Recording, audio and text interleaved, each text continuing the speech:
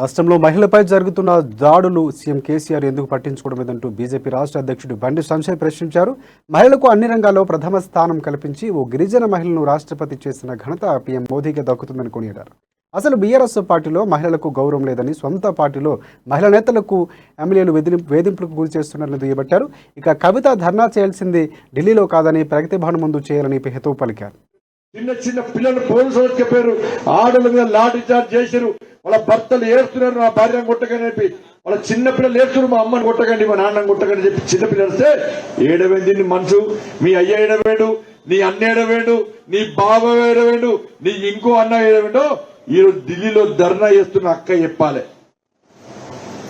ఇలా మహిళలు ఉతురు పోసుకుంటే నీ అయ్య వచ్చి తెలంగాణ రాష్ట్రంలో ఎందుకు బతుకున్నా మహిళలు భర్తీ చేసి తెలంగాణ రాష్ట్రంలో మహిళలు ఉండడం ఇలా పాపం అని చెప్పి మహిళలు వాళ్ళు బాధపడే పరిస్థితి తెలంగాణ రాష్ట్రంలో వస్తే సిగ్గు లేకుండా ఢిల్లీ పోయి దీక్ష చేస్తున్నారు. వాళ్ళ 33% చేసిన భారతీయ జనతా పార్టీలో ఉన్నది. భారతీయ జనతా పార్టీలో 33% ఇలా పార్టీ పోస్టుల్లో ఇచ్చేటువంటి పార్టీ భారతీయ జనతా పార్టీ. 33% పార్టీలో మహిళలకు ప్రాధాన్యత లేకుంటే భారతీయ జనతా పార్టీ రాష్ట్ర కమిటీ కానీ జాతీయ కమిటీ కానీ ఇలా పార్టీ ఆమోదించదు, పార్టీ ఒప్పుకోరు.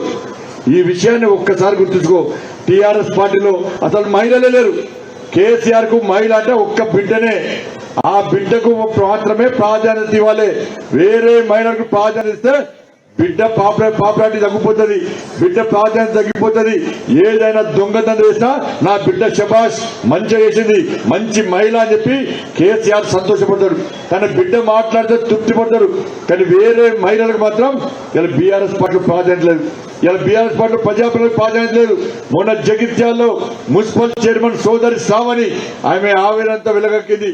ఇలా ఆడోళ్ళు చీరలు కట్టుకోవద్దు, మంచిగా ఆడోళ్ళు మంచిగా తయారు కావద్దు, ఆడోళ్ళు అమ్మవార్లకే కనబడద్దు, ఆడోళ్ళు సరిగా పనిచేయద్దు, ఆడోళ్ళు ప్రజాప్రతిగా మారద్దు, ఆడోళ్ళు సమాజానికి సేవ చేయొద్దు, ఆడోళ్ళు సమాజంలో స్ఫూర్తి నింపే విధంగా మాట్లాడద్దు, ఆడోళ్ళు మాట్లాడితే ఎవరు సపోర్ట్ కొట్టదు, ఆడోళ్ళు మాట్లాడితే ఎవరు శభాష్ అనద్దు. ఒక కేసీఆర్ బిడ్డ మాట్లాడితే శభాష్ అనాలే. కేసీఆర్ బిడ్డ ఏ దండ వేసినా దాన్ని అందరూ మెచ్చుకోవాలి, అందరూ దాన్ని సమర్థించాల్సే.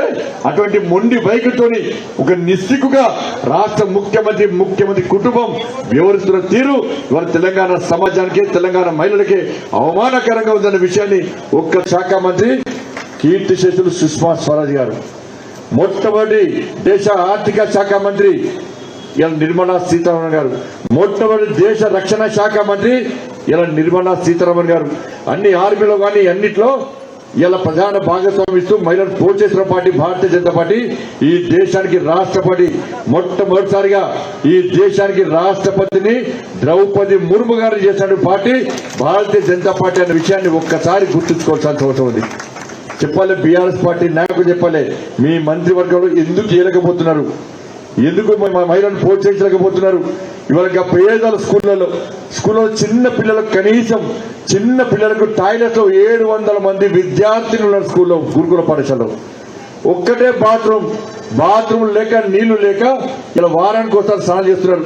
ఇలా లేడీస్ సమస్యలు బాగుండే పీరియడ్స్ వస్తాయి, కనీసం నాప్కిన్స్ లో వాళ్ళు స్నానం చేసే పరిస్థితి, పాత బట్టలు కట్టుకున్నాడు, బట్టలు లేని పరిస్థితి. ఆ వాసన భరించలేక దానికి భరించలేక పిల్లలు చచ్చిపోతున్నారు.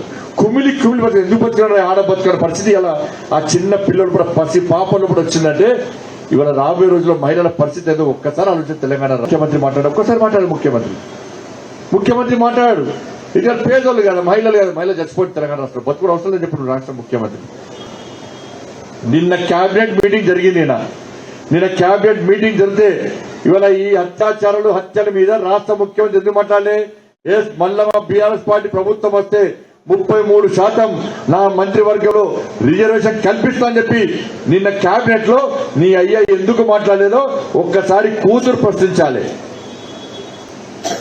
ఇవాళ దేశంలో మోడీ గారి ప్రభుత్వం ప్రోత్సహించే ప్రయత్నం చేస్తున్నది. 11 కోట్ల ఉజ్వల గ్యాస్ కనెక్షన్లు మహిళల పేరు మీద ఇచ్చిన ఘనత భారతీయ జనతా పార్టీది.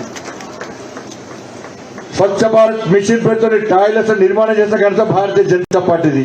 25 కోట్ల జన్ధన్ అకౌంట్లను ఇవాళ మహిళకి ఓపెన్ చేసిన పార్టీ భారతీయ జనతా పార్టీ. 3 కోట్ల ప్రధానమంత్రి ఆవాస్ యోజన కింద 3 కోట్ల మంది మహిళలకు ఇళ్లను కట్టించిన పార్టీ భారతీయ జనతా పార్టీ. ఇట్లా భారతీయ జనతా పార్టీ అనేక సందర్భాల్లో ప్రోత్సహించే ప్రయత్నం చేస్తుంది మహిళలను.